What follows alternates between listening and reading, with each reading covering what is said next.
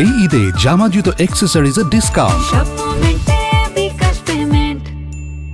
গণপ্রজাতন্ত্রী বাংলাদেশ সরকারের কৃষি মন্ত্রণালয় কর্তৃক গৃহীত প্রকল্প program on agricultural and rural transformation for nutrition, entrepreneurship and resilience in বাংলাদেশের কংগ্রেস অনুষ্ঠানে আমরা অত্যন্ত আনন্দিত।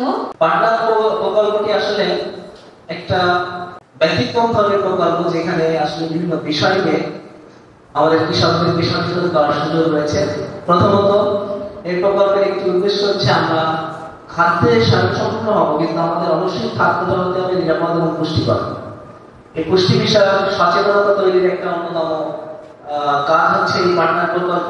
এবং এই পাটনা প্রকল্পের মাধ্যমে আমরা কৃষক কিষানী ভাই বোনদেরকে শুধুমাত্র খাদ্য উৎপাদন নয়, সেই খাদ্যটি যেন আমাদের জন্য পুষ্টিকর হয় এবং নিরাপদ হয়, যাতে করে আমরা পুষ্টি সমৃদ্ধ একটি জাতি হিসেবে গড়ে তুলতে পারি নিজেদেরকে।